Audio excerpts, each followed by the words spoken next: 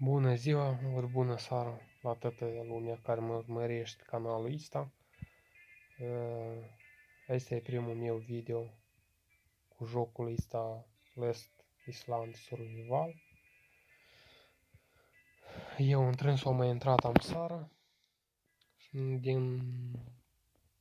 Mai pe scurt, nu mă putem învăța cu aplicația asta care filmez jocul. Nu sunt prea auzi și vorbesc și am intrat și am făcut ca lumea și e ca așa arată jocul de la început. E ca cu coneta asta în joc eu, aici pot schimbi și bărbat, dar eu am pus așa. Văd că mulți youtuberi ruși și români care se joacă jocul ăsta, văd că ei folosesc vedere feminin, nu masculin. Adică genul ăsta oricum îi zice persoana asta. Și vreau să vă arăt aici cum să faceți o casă ori alte lucruri. Chiar și o capcană. Aici eu joc în servere cu cheat, în vedere unde îți dă tot pe gratis. Nu trebuie nici să înveți a face și atât e pe gratis. Și să începem. Așa arată serverul. Numai nu-i ca imaginea asta, dar aproximativ, e ca așa cum vedeți în colț, puteți să apreciați cu o inimă, ori să dați dislike, ori să distribuiți. Eu n-am încercat să distribui serverul, dar o să încercăm în altă video, să vedem ce arată. Și aici sus puteți să refuzați să intrați în servere, ca așa. Apăsați, refuzați, apăsați, refuzați. Și să începem. Intrăm în server. Eu de-am în server am făcut o căsuță. Acolo erau și niște dropuri, dar de atunci până am precis că le-a luat cineva de-am dropurile alea.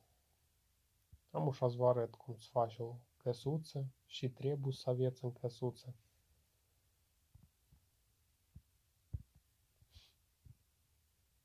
Că el înșetișor intră.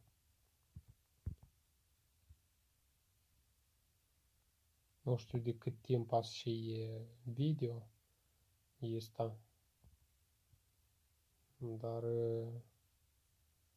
o să vă arăt unele lucruri aici în joacă, în serverul care cu cheat, cum îi spun eu, cu cheat.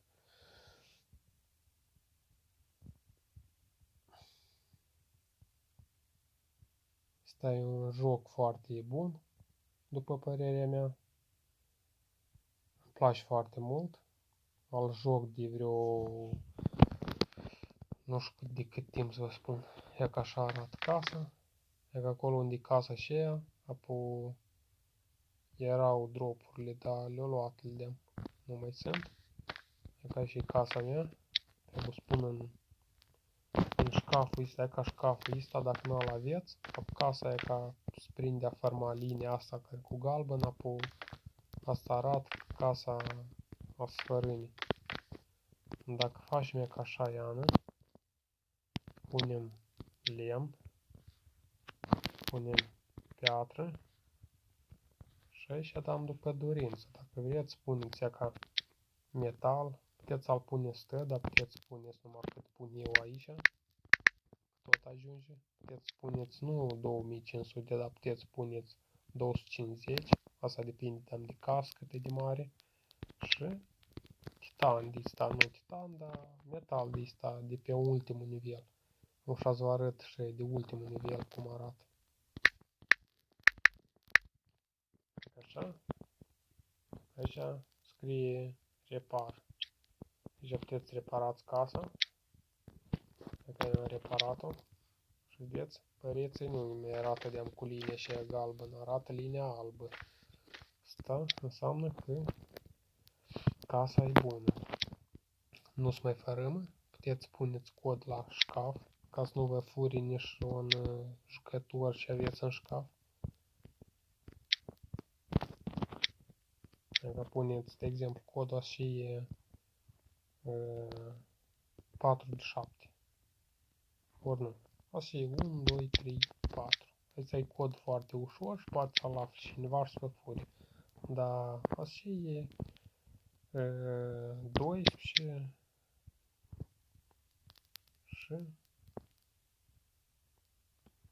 mai pe scurt nu 12, dar asta e așa 3690 3690 și eu codul, alt cod folosesc când joc eu, apoi eu folosesc alte coduri care voi, dacă ați mă găsiți cumva prin server ori casa să ne-o găsiți, dar nu ați puteți să intrați în casă, să ne aflați codul, că așa arată casa mea. E un căsuț din ceva pătrate, dacă aici am făcut cineva casă, dacă aici erau dropurile de ale luate. Cum vedeți, el în casă s-a pus pat și ăla de acolo de jos e pat. Și în mesele și el de acolo, adică masa și de acolo, că îți repare arma, dacă armele astea le repară.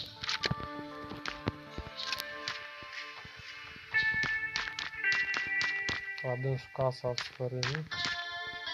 Eu aici am pus scările astea ca să pot să intru în casă, dar așa să încercăm să vedem ce scriește aici. Are șcaf, scrie cabinet. Dacă aici apare cabinet area, atunci înseamnă că casa are cabinet. Are șcaf, mai pe scurt.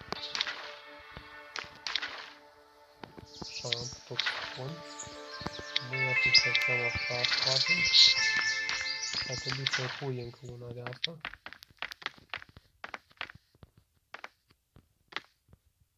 Și ar trebui să încerc să pun scara, dar nu știu dacă să primească ceva.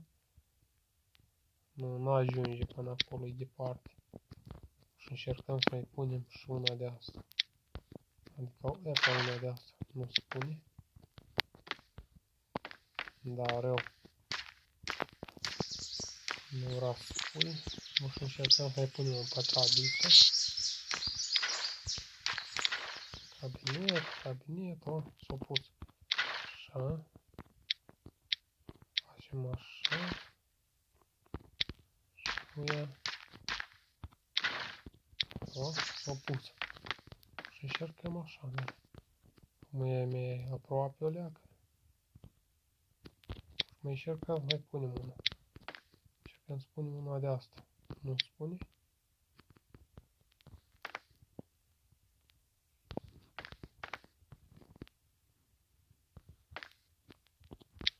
Tot nu vreau să punem și încercăm ea ca așa e pe margine. Prea departe. Ca prea aproape m-am dat.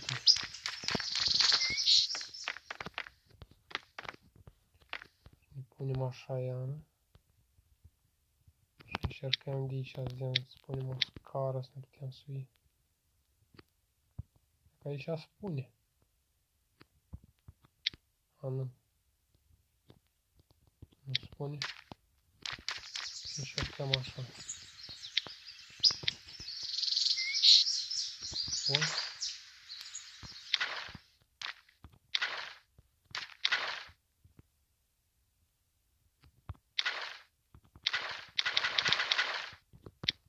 Nu înțeleg de ce nu vreau să pui. Ar trebui să pui încă o scară să nu pot sui la dâns. Casa la dâns e ca sfărâmă. Că nu o pus în șcaf. E ca fereastra asta. Nu-i ca la mine. E ca la mine e așa. La mine e ca așa arată fereastra. La dâns e de ultimul nivel fereastra făcută. De ultimul nivel. Aia de ultimul nivel. Nu știu dacă se primește să intri în casă fereastra asta pui, dar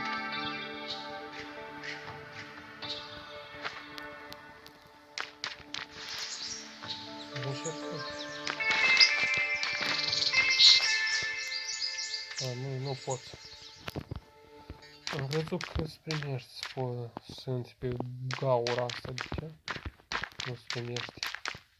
Așa, mai pe scurt deci vă arăt cum să faci o casă. Am dus mă leac mai încolo și pare. Nu, că așa e bine. Aici depinde, puteți faceți aia asta și de mai înainte, podeaua la casă și mai înainte. Ori joasă așa aia și ori joasă lichidă de pământ. Asta după placul vostru, teamă. Ia ca mie îmi place așa să-mi fac. Da?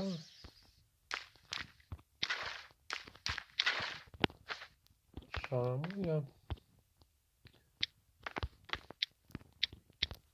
mie îmi place podeaua să fie de dreaptă. Mă, facem așa că să arate mai frumos. Ia că aici sunt altfel de uși, care se deschid altfel. Aici sunt de astea uși.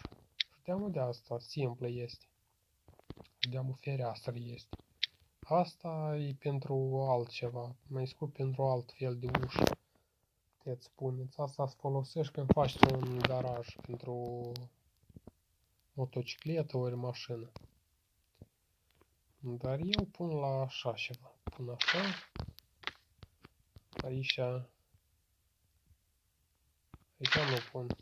Pun, las, că că așa am pus și o fereastră. Drept fereastra asta intră cine vrea și ies cine vrea de aici. Dar până atunci, aici pui, aici sunt mai multe de astea de pus pe jos. Colțuri sunt, așa este așa, este așa, așa este și așa. Mie îmi place de astea, spunem, așa perete. Că așa eu nu pun în perete. Și ca casa s-o primit. Ca să nu-ți fărâme casa, trebuie să puneți ca șcaful așa. Ca să faceți șcaful, trebuie să intrați aici. Craft și ca șcaf. Și 10 lemne cu asta, spuneți așa un șcaf. Aici e patul. Aici sunt haine, puteți face. Ca aici sunt pliți. Poți face o plită de asta și să pui un fel de cheatră. Am așa să vă arăt. Fiindcă avem în... Că aici arată pe ecran că tipă un drop undeva. Așa eu pun șcaf așa. Pun lemn întrânsul. Cum v-am mai arătat, pun piatră. Îi pun cod. La uși tot pun cod să nu poată intra nimeni în casă. Aici îmi trebuie fereastră. Ca să faceți o fereastră, tot la craft intrăm, dăm aici jos și că aici sunt. E că dacă vreți faceți de asta fereastră, ori de asta. Eu fac de astea. Ferestre. Craft. Aici, cum vedeți, sunt mai multe lucruri. Asta să vorbim în alt video, să vorbim despre toate astea. Aici arme, puteți să faceți de asta îmbrăcăminte. Mai multe lucruri aici sunt. Patroane, puteți să faceți diferite arme.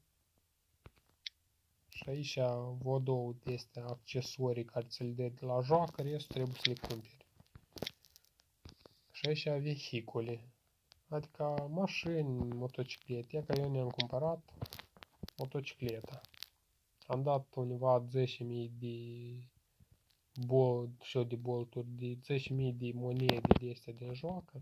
Am grămădit și am dat pe motocicletă și am cumpărat motocicleta. E ca îmi fac o motocicletă.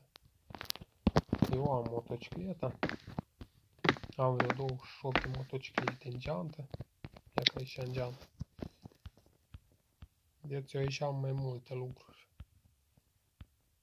E ca cu astea albă, apoi vă puteți face praf de asta. Praful ăsta puteți să faceți patroane. Aici am benzină. Aici am apă. O leacă de mâncare. Aici am mâncare am. cu șprițul ăsta vă încărcați viața, cu asta tot vă încărcați viața, cu astea dacă mănânci mori. Dacă aici am arme, aici am șocani, macete, arme de tot felul aproape. Aici sunt pistoale pentru drop. Dacă aici puneți dropul, întrânsul patronul și am dați în sus și vă chică drop. Ați vă arăt în alt video cum puteți, de unde puteți faceți, să luați patronul pentru drop. Și dacă aici îmbrăcăminte, armura. Eu vedeți aici am mai multe feluri. Și ca și motocicletele, 25 de motociclete. Și ca așa. Dacă vreți motocicletă și o aveți în geantă, apăsați cu S. Și ca a apărut motocicleta. E ca așa arată e. Aici la gaz up, apoi puneți motorină. Așa e, da? Dacă aveți multă. Și trebuie pe aici. Hai să schimbați asta. Așa să încercăm să ieșim afară. Să vă arăt cum s-a primit. Și că aici avem limbat cu motocicletă. Puteți vă duci orice post de hartă vreți. Nu contează unde. Dacă așa arată harta, aici e dropul. Aici eu mă aflu. Acum, dacă aici puteți puneți scara. Aici sunt mai multe feluri de podea. Puteți puneți așa ceva, să construiți ceva. Și asta e scara. Dacă așa. Aici intrăm în casă. Punem la astea. Aici vedeți că am mai multe lucruri. Facem așa. Dacă am pus fereastră, de aici nu poate intra nimeni. Așa. Punem un pat. Punem patul. Și ne apare că trebuie să pun metaluri.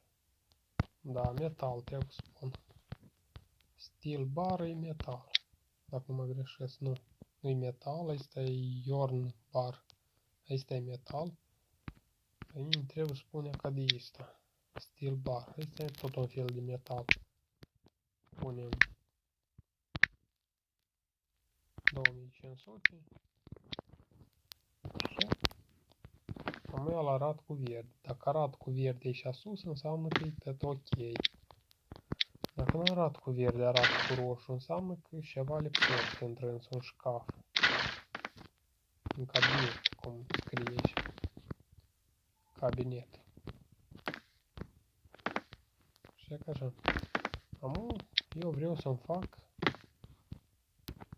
o scară să mă sus la doilea nivel. Deci la doilea. Dacă aici sunt mai multe feluri de scări. Așa puteți spuneți așa, ori așa.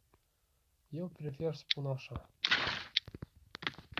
Aici facem așa, strugem. Și aici putem să ne facem ceva frumos. Aici punem așa. Să facem ca o bucată de balcon. Să zicem așa, nu știu care știe ce înseamnă balcon. Dacă așa ceva, se primește. Aici punem ușa, ori aici o punem. O să o pun aici. Aici spun un perete. Dacă așa, perete. Peretele ăsta nu-mi place cum am pus. Nici ăsta nu-mi place. Dacă vreți să întoarceți peretele invers, apăsați pe asta, rotire. Rotire, vezi? Să rotește peretele. Mie îmi place așa. Să șadă cu liniile astea înăuntru. Acum facem asta, punem perete. Șaiană.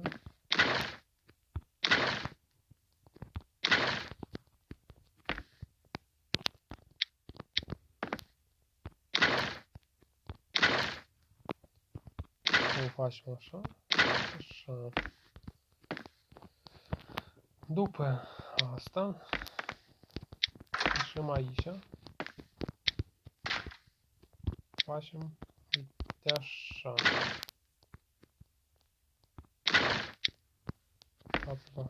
Facem așa. Intrăm aici. Ca să ajung eu acolo sus, mai pun încă o dată, trebuie să pun o scară. Punem scara asta, ca să pot eu aici să intru. Aici trebuie să plecați, faceți așa. După asta, puneți asta. Asta. Și după asta e ca puneți de asta, așa, Iana.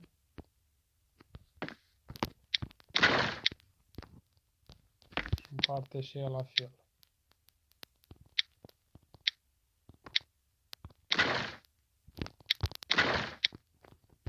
E ca muia nimeni nu poate intra în casă, e ca dacă mai pun și un cod la ușă.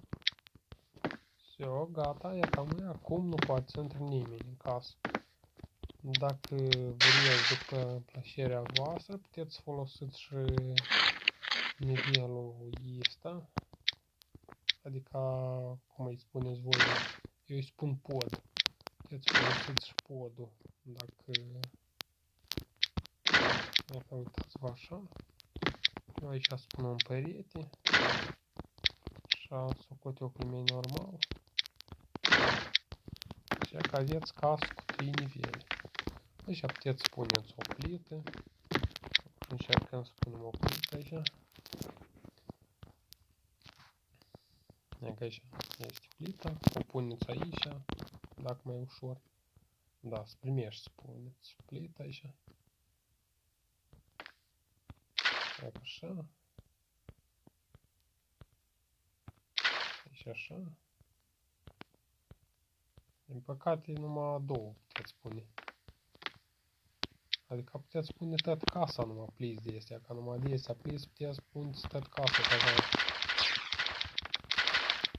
Ia te uite câte am pus aici. Da ele nu trebuie atâtea. Eu am pus două. Ca una pot să les. Și că aici puteți pune, ia ca aici jos în mijloc puneți lemn. Dacă nu e lemn, apoi nu lucrează. Aici puteți pune lemn să vă faceți cărbune. Aici puneți acadista ca să vă faceți metal. Și aici puteți pune de asta ca să vă faceți praf pentru patroane. Cu cărbune de lemn și cu praf de ista galben puteți să faceți patroane. Și cu aistiană puteți să faceți metal de la alb de pe ultimul nivel. Și aici apăsați start. Așa că e arde și lucrează. Vedeți? Dacă aici jos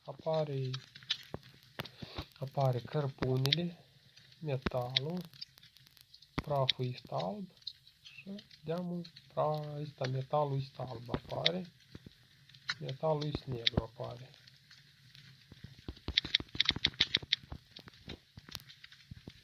Și așa, și ele aici zgrămădesc, cât poate să șadă toată noaptea să ardă. Se grămădești și a doua zi, dacă aveți noroc să intrați să luați tot ce e acolo, bine, dacă nu, peste noapte poate să fărâme casa, dar în serverele care cucit, apoi aici nu se fărâmă casa noaptea. Aici se fărâmă ziua. Adică cam așa arată casa. Nu știu, dați un like dacă vă place, dar e casa foarte normală să grămit. Foarte normală, că e așa arată, amuie că e din lemn. Amuie, dar haideți să o facem din piatră. Vedeți din piatră, e că aici se face casa din piatră. Când vedeți semnul de exclamare, apăsați aici și apăsați aici. Și amuie că vedeți casa e din piatră. Toată casa e din piatră. Ia uitați așa, ori din metal am să o facem. Facem din metal. Că arată că nu are metal de ăsta roșu. Șcaf. Ori așa. Ori pe ultimul nivel puteți să o faci. Și așa e frumoasă, dar puteți să o faceți pe ultimul nivel.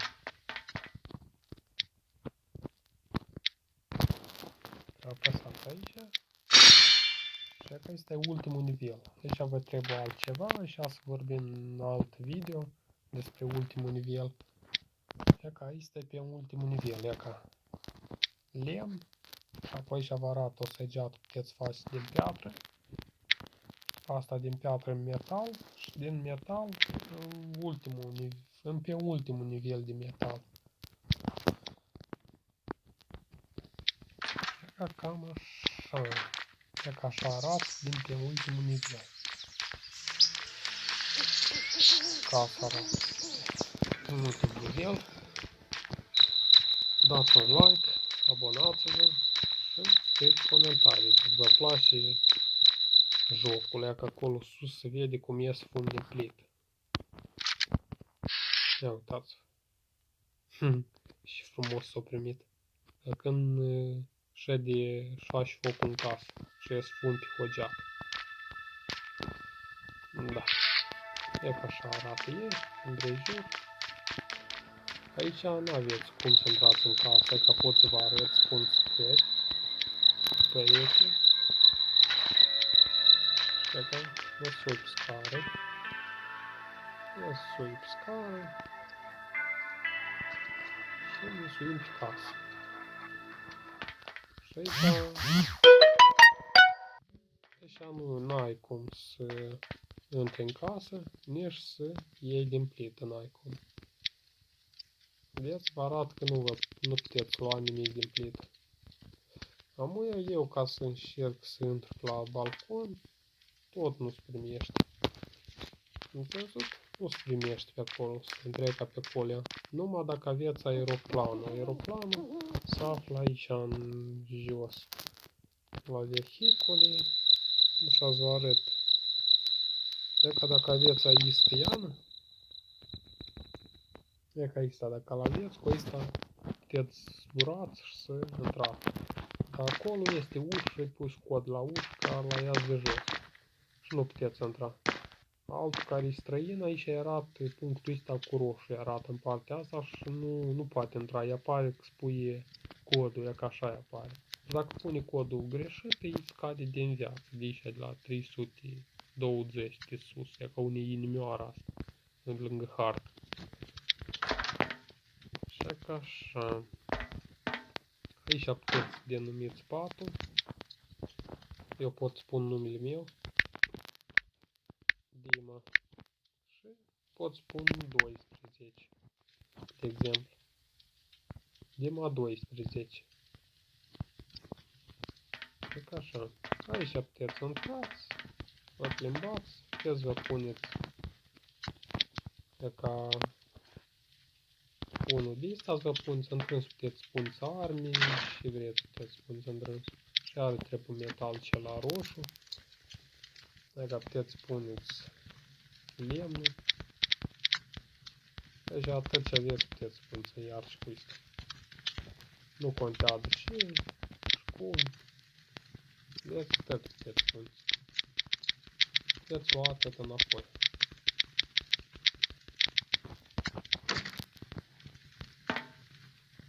Și ca așa. Deci ca ăsta iar și cu asta nu-mi trebuie și l-am format. Aici sunt mai multe lucruri despre care ați vorbim în video următor. Și că aici e omulețul care joc eu un joc. Adică e o persoană, e o fată. Aici e arma mea, pulimet. Se cheamă. Are și de patron. Așa, îl încărcăm. Aici de 55 și 100. 100 are. Asta e AK-47. Și asta e bazuca cu rachete, ca așa buhnește. când sfărâm căsele, este anumită oară când sfărâm căsele, așa că cu ajutor la bazuhă puteți sfărmați căsele la alții și să intrați furajul în căsă. Adică să le luați, să-i ajutați să scăpi de lucrurile care le-au ei. Și că așa e plita. Și cum vedeți, au făcut 203 de cărbune, 204 de metal de ăsta cafeneu, ori roșu, și 207 de praf de ăsta galben și 210 de metal de ăsta alb. Eu vă spun la revedere și ne vedem în alt video nou și eu câteva zile, dar poate și mâine. Eu încă canalul nu l-am creat, am să-l creez canalul, editez video și l-am pun să-l faci pe YouTube. Cred că așa. Și uitați și priveliști frumoase. Foarte frumoase. Eu vă spun pa, pa și ne vedem în alt nou video.